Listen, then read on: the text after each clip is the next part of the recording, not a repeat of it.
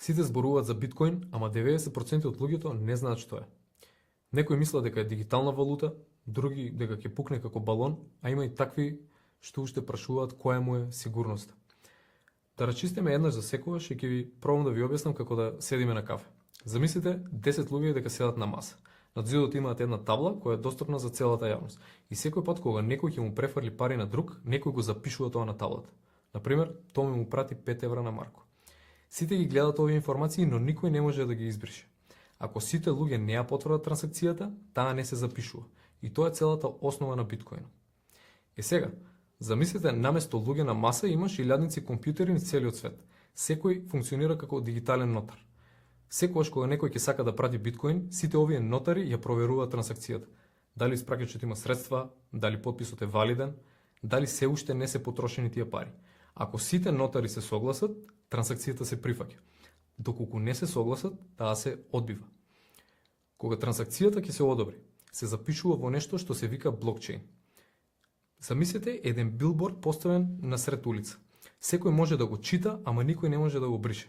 Секој нов запис на транзакција оди во блок. Секој блок се поврзува со претходниот и така се гради целиот ланец, односно блокчейн, од каде што му името ланец на блокови.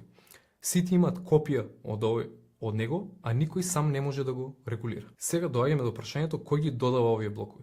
Тоа се мајнерите, компјутери што решаваат сложени математички проблеми. Првиот што ќе го реши, добива право да го додаде блокот и за тоа добива награда во биткоин. Тоа е како да кажеш, овој човек ќе заврши работата и системот го наградува. Така се создава нов биткоин, но ќе има максимум 21 милион и ниту еден повеќе.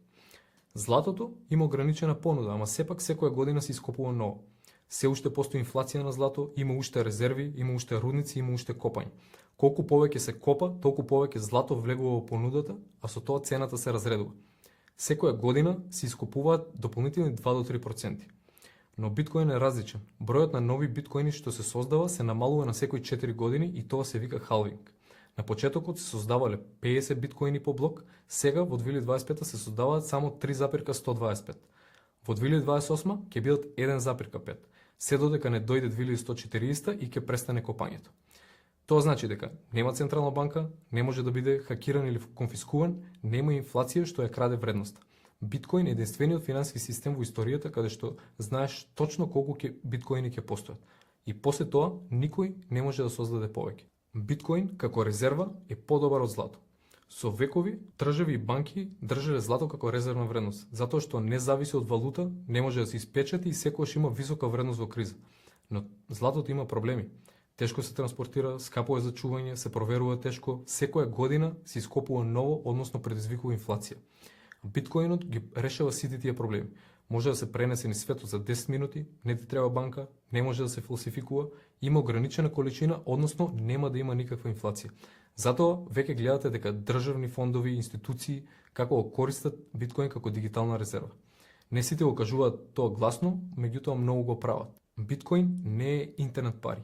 Тоа е нов вид на глобална резерва, со свој код, свои правила и вредност што не ја диктира никој. И додека уште размислуваме дали ова е реално, во Америка веќе се купува биткоин преку BlackRock, Fidelity, Vanguard и дел од останатите најголеми фондови во светот. Тие веќе го разбра системот, а прашањето е кога вие ќе го сватите.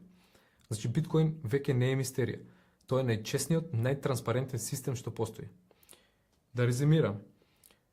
Биткоин мрежата се користи за префрлање на средства од еден на друг новченик. Секоја трансакција е јавно достапна за сите и мора да ја проверат сите компјутери кои работат на неа за да биде валидна. Не може да се брише или фалсификува. Секоја трансакција се запишува во нов блок. Откако ќе се исполни блокот, односно ќе се реши равенката, компјутерот што ја решил добива награда и така се создава нов биткоин. Ќе има само 21 милион биткоини, а после тоа мајнерите ќе добиваат само мала провизија за секоја извршена трансакција. Златото има 2 до 3% годишна инфлација, а биткоинот нема, бидејќи ќе биде во ограничен број, односно 21 милион. Златото тешко се транспортира, а биткоинот се префрла за максимум 10 минути без посредници и банки. Светските инвестициски фондови веќе цела година го нудат на своите клиенти, а државите се на пат да го складираат како државни резерви. Тоа е се за денес, а во наредното видео ќе ви објаснам зошто е невозможно биткоинот да биде хакиран. Се гледам.